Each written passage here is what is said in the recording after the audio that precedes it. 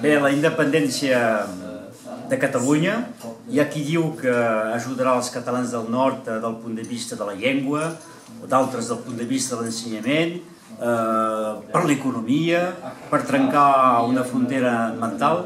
Bé, jo tot senzillament pensi que ens ajudarà a tots plegats a seguir somiant, perquè finalment és el somni que fa viure la gent, és a dir, imaginar un futur altre.